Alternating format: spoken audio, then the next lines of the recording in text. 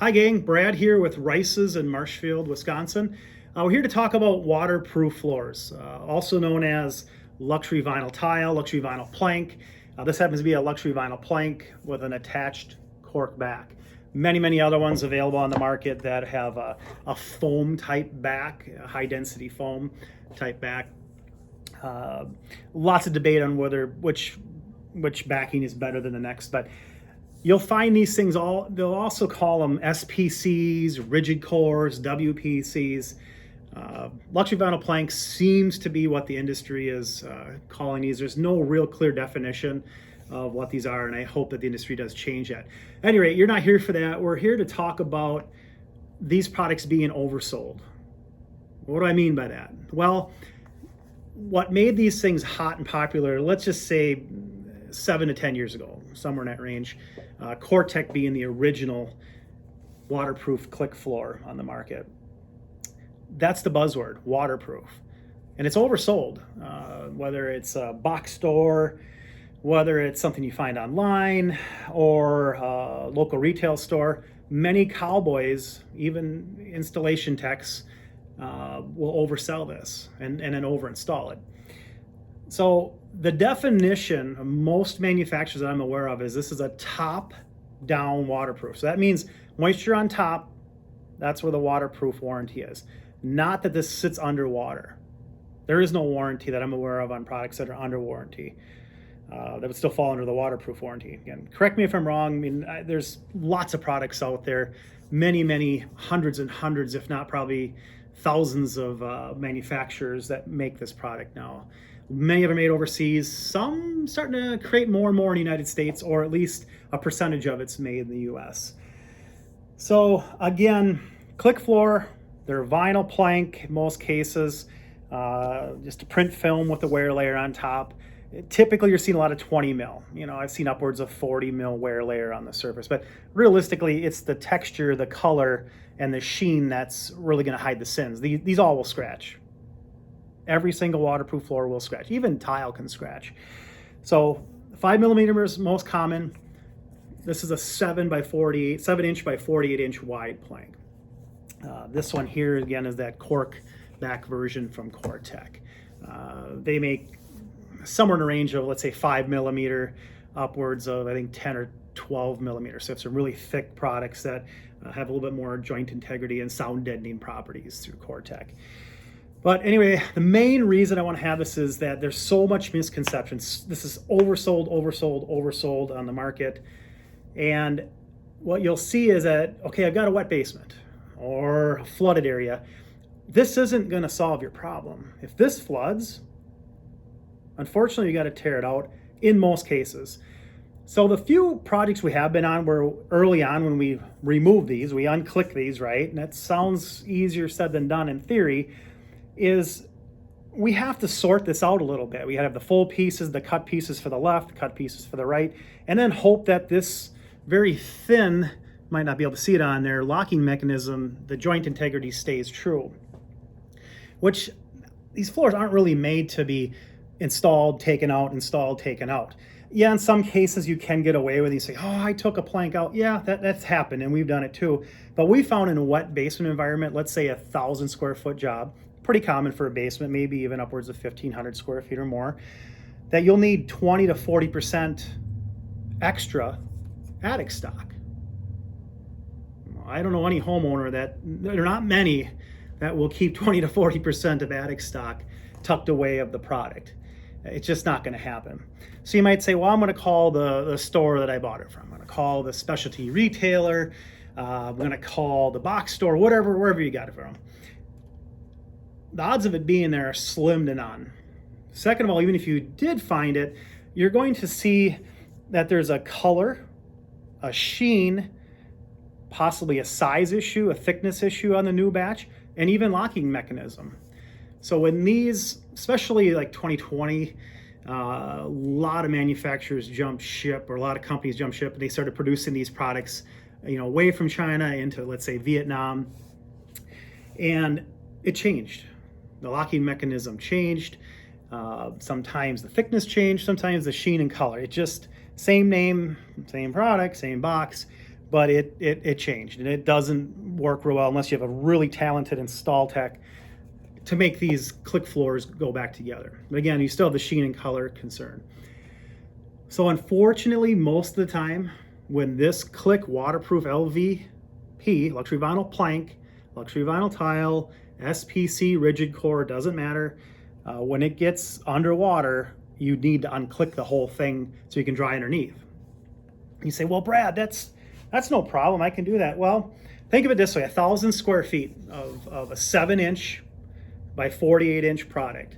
You're going to have over 400 pieces on this floor, assuming that it's all full pieces. So probably 400, 450 pieces. And remember, they're wet. Maybe not on the top, but they're wet on the bottom and in the joint. Where are you going to put them to dry? Is it summertime and you can take them outside? So you're going to haul them upstairs, set them outside to dry? Are you going to hand dry every single one and then stack them? Because you can't unclick it and stack it, because you're going to have just a big wet pile, big pallet of wet waterproof floor. So a lot of times, yeah, you might be able to take it out and say its integrity is good in most cases. But again, I don't know of a manufacturer, because most of them are. They're a top-down waterproof. So this is not a solution to your wet environment or your wet basement. Believe it or not, sadly, I mean, not sadly, but believe it or not, the carpet and pad have a better chance of saving the carpet than you do this product. A lot of times they'll pull it back, get the pad out of there. Carpet pad's got to go. You got to get rid of that. And then they'll dry the carpet out and you can reinstall. So I know carpet gets a bad name for itself, but this product, WPC, and it doesn't matter. It doesn't matter if it's a Manning Nudura product, a Shaw, a Core-Tech product, a price-sensitive product, or maybe a real high-end into the higher-end Core-Techs. They all have the same properties, and they do need to come back out. Now, we're just talking about click floors. We're talking about locking mechanism floors, 4-sided locks, drop locks, all that. The other thing to consider is most of these floors that before they go on, we need to do concrete testing. Now, there's very few retailers out there that do this. And then only a handful of retailers and or installers that even are aware of moisture testing, and a very small percentage, my gut tells me less than 2% even know how to do the testing of these substrates. But at any rate, that's a whole nother video talking about moisture vapor emissions rates, the testing of RH of a slab. That's a whole different animal. What we're talking about here is water coming into the basement through window wells, maybe through the sump pump failing. So in our neck of the woods up here in Wisconsin, we deal with sump pump failure, and we have backups even. And without power, though, you still have issues, right? Window wells will fill up with water, and the water comes in and it ruins or damages the basement or the lower level of the house. Other parts of the country, they're on slabs, but this still applies to that too. If you have water coming in, you still got to get it out and dry out, or you're going to have indoor air quality issues. Years ago, it was always, and still dealing with, like lead and asbestos floors. Well, now it's the new buzzword is mold. We can't have indoor air quality problems, and we can't deal with mold. That's a problem. So the issue we have is basements. A lot of times you're putting floors in the past that would breathe. You'd put carpet and pad down, maybe glued down carpet, and it could still breathe in the most of the time. Now you're putting a product down that can't breathe.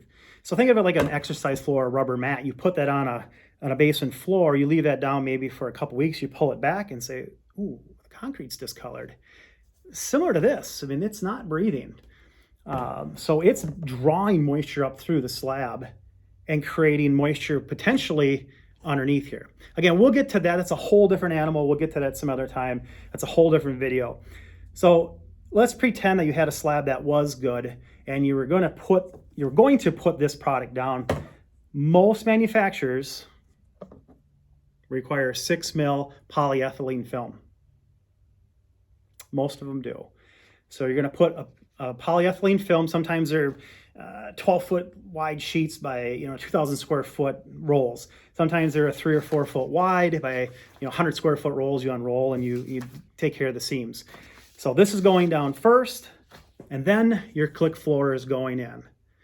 So this is really just talking about covering the bases of when water's coming in through this, because of the sump pump failure, through the window well, maybe hydrostatic pressure, right? That gets confused with moisture vapor emissions and RH. Hydrostatic is water coming up through the slab. Maybe even I suppose through the walls, but probably more or less through the slab. And then, like I said, in our environment, it's sub pump failure. So again, oversold, don't be oversold on this. Don't be fooled. This is a solution, but not a solution to a water problem in a basement. The solution to a water problem in a basement is to fix the problem. We got to fix the water problem first. Then you can decide whether or not the substrate conditions are suitable for this. A whole nother video we'll discuss and put together on substrate prep and the conditions that, the minimums that these are required for subfloor preparation.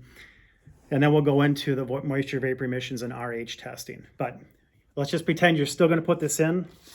Most of the time, 6 mil polyethylene is needed, and then you can click this floor in, assuming the substrate is correct for it. So fix the water problem first. This is not a solution. It's just going to be very expensive, even more so than ripping out an entire carpet and pad. This is going to be that much more expensive. So hopefully you learned something today and you're educated a little bit. And let's look for the right solution, and that is to fix the water problem. This will not. Have a great day.